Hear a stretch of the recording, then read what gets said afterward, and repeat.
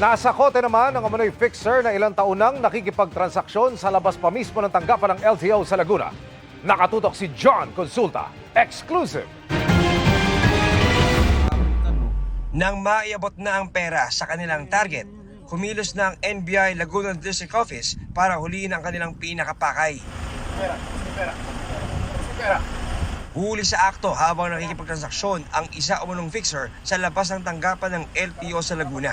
Ayon sa NBI, nagpapanggap na konektado sa LTO ang naturang lalaki at kanyang ibang kasamahan para makahingi ng bayad kapalit daw ng kanilang serbisyo. For some reason, hindi yata nakapasa sa examination. Nung ma-meet niya ang fixer na ito, sinabi ng fixer na sa nakapalit ng halagang kanyang babayaran ay magagawa ng paraan na maipasa ang examinations para eventually ma-issue na siya ng kanyang driver's license. We processed the complaint, took the sworn statement, and eventually conducted surveillance. Inaalam na ng NBI kung sino pa ang nabiktima ng grupo ng suspect na nag-ooperate ng ilang taon na.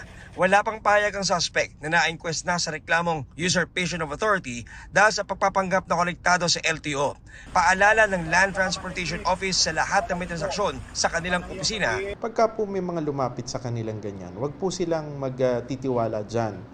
O wag silang magpapaasikaso ng mga dokumento nila, lisensya nila o rehistro nila. Ito po yung scammer fixer. So, iwasan po nila yan kasi ikapapahamak po nila yan. Para sa GMA Integrated News, John Consulta, nakatutok 24 oras.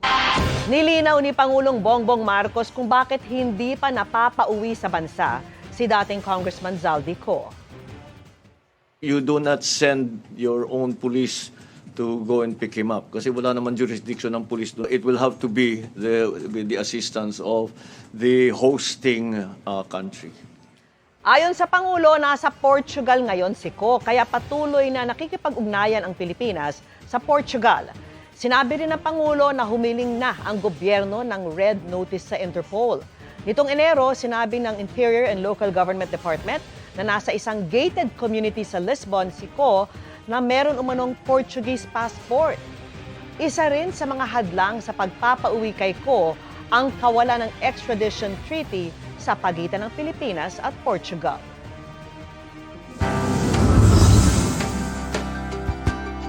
Sakto ngayong Women's Month, ang libreng pap smear, breast examination at lecture na handog ng GMA Kapuso Foundation para sa mga kababaihan sa San Miguel sa Catanduanes.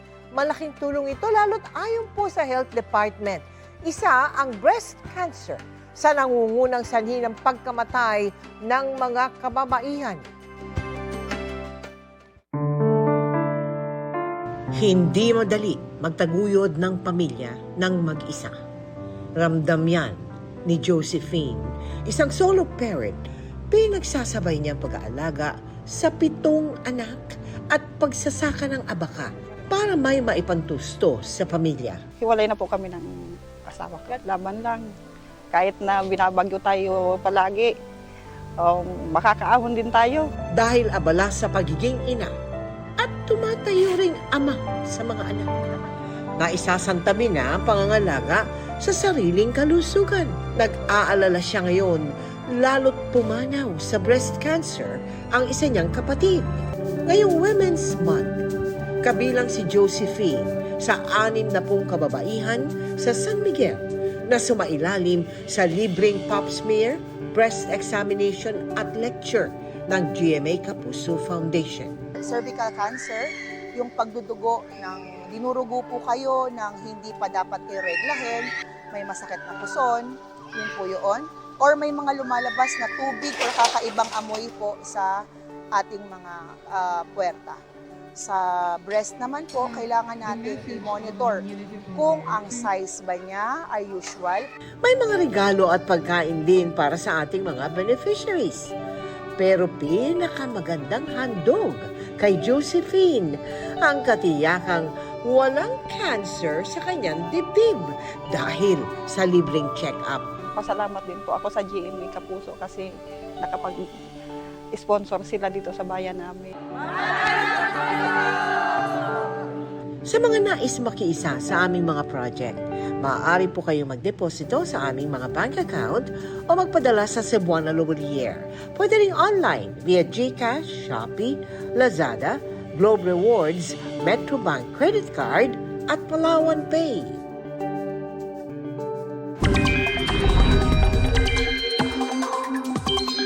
Mga kapuso, lumakas at isa ng tropical storm ang bagyong minomonitor sa labas ng Philippine Area of Responsibility. Meron na itong international name na Nuri at huling namataan ng sentro sa layong 1,265 kilometers, silangan ng Eastern Visayas. Mabagal niyang kumikilos pasilangan papalayo sa Pilipinas. Nananatiling mababa ang tsansa nitong pumasok sa PAR habang patuloy ang paglayo ng bagyo. Mas kakaunti na ring lugar ang apektado ng trough o yung extension ng bagyo. Northeast monsuno amihan naman ang makakaapekto sa iba pang panig ng bansa. Ayon sa Pag-asa, posibleng magpatuloy pa ang ihip ng amihan hanggang sa susunod na linggo. Base sa datos ng Metro Weather, may kalat-kalat na ulan pa rin sa Luzon bukas, lalo na bandang hapon sa ilang bahagi ng Northern at Central Luzon, Mimaropa at Bicol Region. May posibilidad din na maging maulap sa Metro Manila, kaya nananatili ang tsansa ng ulan sa ilang Luzon. Sa Visayas, mababa ang tsansa ng malawakang ulan. May mga panandalian lamang na ulan sa ilang lugar sa Aklan at Negros Island Region. Hapon din mataas ang tsansa ng ulan sa Mindanao, kasama po ang Northern Mindanao, Caraga at Davao Region. Heavy to intense rain sa ilang probinsya, kaya maging handa pa rin sa banta ng baha o pagguho ng lupa. Nilinaw ng CIDG na nasa kustudiya nito ang mga pulis na akusado sa kaso ng missing sabongeros para matiyak na hindi sila makakatakas. Tugon yan sa pangamba ng mga kaanak ng mga nawawala na baka mabigyan sila ng special treatment kung hindi sila ililipat sa regular na selda. Bukod dyan, hindi pa nila ma-turn over ang mga pulis sa kustodiya ng Bureau of Jail Management and Penology dahil may hinihintay pang commitment order mula sa korte. Hiniling din ng mga abogado ng mga pulis na manatili ang mga kliyente sa PNP custody dahil sa banta umano sa kanilang buhay.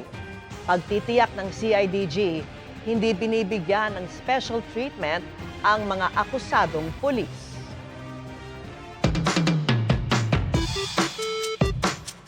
Magandang gabi mga kapuso. Ako po ang inyong Kuya Kim na magbibigay sa inyo ng trivia sa likod ng mga trending na balita. Kinagigiliwan ngayon online ng isang biik mula Batangas na pinanganak na 2 lamang ang paa.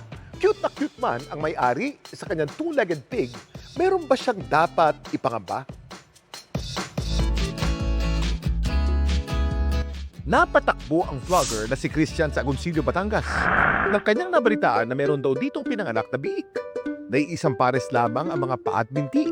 Siyempre ako na-amaze, kaya pinuntahan ko yung baboy. At hindi nga raw niya naitago ang pagkamangha ng kanya itong nakita. Tama lang pasikat, baka mapagod. Ang paa niya na lang po ay nadalawang nasa unahan. Nagulat ako talaga kasi yung time na lang yun na nakakita ng kakaibang baboy. Ang biik, alaga ni na Maricel. Kahit kulang ang mga binti ng biik, sinusubukan pa rin daw nitong maglakad. Pilit itong binabalanse ang 2 binti niya sa unahan. Dito lang daw January nung pinanganak ang biik. Siya po yung kaunahang nilabas. Pagkalabas po niya, hindi siya umiibo. Sabi ko sa asawa ko, pakitingnan kasi baka naiipit kaya hindi siya umiibo. Yun pala po ay 2 lang yung paa niya kaya hindi siya lumalabas. Pinangalanan pa nila itong Lucky. Kasi po, tingin ko talaga swerte siya sa amin. Meron pong mga nag-chat-chat sa akin na gustong bilhin pero hindi ko po talaga gustong ibenta. Kasi gusto ko po siya talagang alagaan. Pero si Maricel, gusto raw nilang maliwanagan. Kung ano talaga yung kasarian. Meron po siyang ari ng babae tsaka ng lalaki. Ano nga bang kasabihan ni Lucky? Babae o lalaki? Kuya Kim, ano na? Ang kondisyon ng 2-legged pig na si Lucky tinatawag na Amelia. Isang congenital birth defect kung saan kulang o hindi ganap na nabuo ang isa o higit pang paa o braso ng isang hayop. Yung tinatawag nating bilateral hind limb amelia, so nagmukha tuloy siyang 2-legged pig o yung bipedal pigs. So ito, bunga ng mga tinatawag nating mga teratological defects na problema during the embryonic development ng ating mga baboy. May iba't ibang rason kung bakit nangyayari ito, gaya ng genetic mutation, problema sa pagdevelop ng embryo, impeksyon o kakulangan sa nutrisyon ng hinahing baboy habang ito'y buntis, o di kaya exposure sa toxins o chemical. Depende dun sa severity, usually may mga baboy na hindi na nagtatagal, can last for about days or weeks, no? Pero may mga cases din naman tayo na tumatagal. Pero delikado ba ang Amelia para sa mga biik na gaya ni Lucky? number one na maapektuhan dito yung kanilang mobility. Pagdating sa paghahanap ng pagkain, maging sa protection sa kanyang sarili, so medyo magkakaroon siya ng challenge. Sa tanong naman ni Maricel kung ano nga ba ang kasarian ni Lucky, ayon kay Doc Aris, si Lucky posibleng isa raw male pseudo-hermaphrodite. So sa nakita nating video, merong testicles, pero nakita din natin that meron siyang rudimentary genital na nagmukhang genital ng isang babae. Parang meron siyang dalawang genitals. Hindi ito normal at ito ay nangyayari lamang sa mga baboy na nakaranas ng, let's say, infection, malnutrition, or deprivation ng kanilang mga blood supply during the embryonic period. The best thing that we can do is to help yung kanyang mobility. Special care. Basically, ang kanilang main need, intensive care. Kung si Lucky pinanganak na kulang ang mga paa, alam niya ba na may mga hayop namang pinanganak na sobra naman ang paa? Ano naman kaya ang tawag sa ganitong kondisyon? Minsan na nating tinampok ang kambing na ito mula Bohol na pinanganak na may 8 paa. Kaya binansagan itong octogoat. Ang tawag sa birth defect kung saan nagkakaroon ng extra limb ang isang hayop ay polymelia. Mula ito sa salitang Greek na poly, ibig sabihin marami, at melos ng ibig sabihin naman ay limb o paa. Ang kondisyon nito ay rare. Katunayan, sa isang pag-aaral, napag-alaman na isa sa bawat 100,000 na cattle na pinapanganak, 3 pababa lang ang nagkakaroon ng polymelia. Samantala, para malaman ang trivia sa likod ng viral na balita, i-post o i-comment lang, #Kuya Kim. Ano na? Laging tandaan, kimportante ang may alam.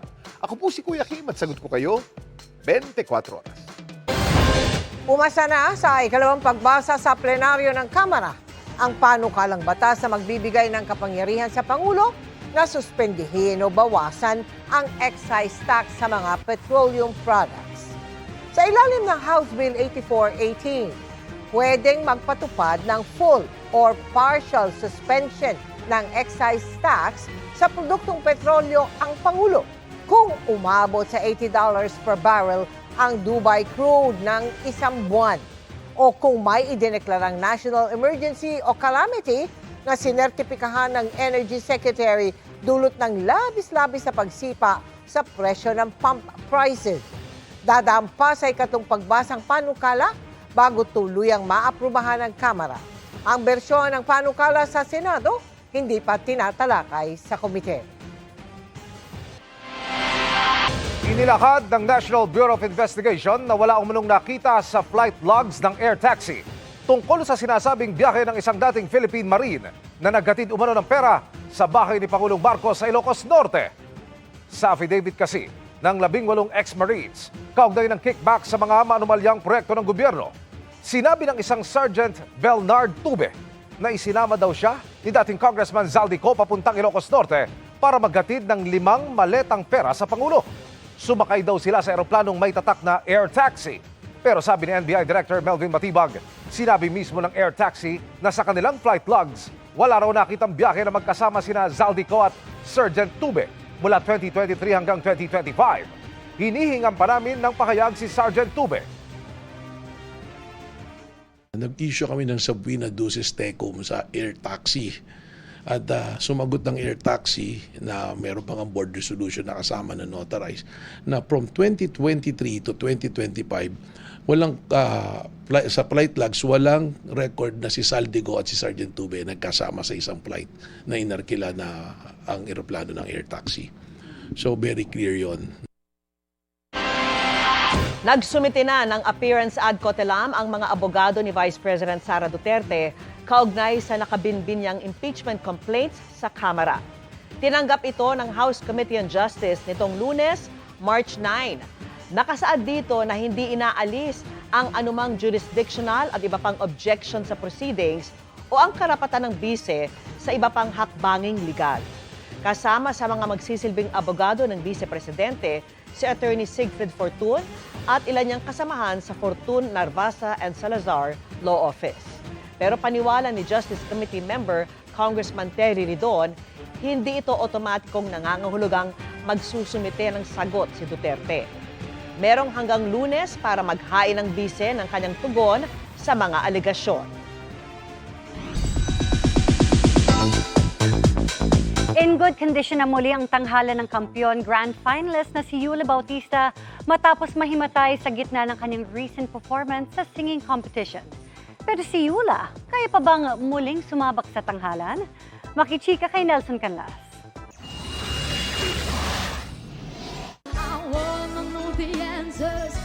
Sa gitna ng performance ni tanghala ng kampiyon grand finalist Yula Bautista sa TikTok Lock kahapon, bigla siyang tumumba at nawala ng malay.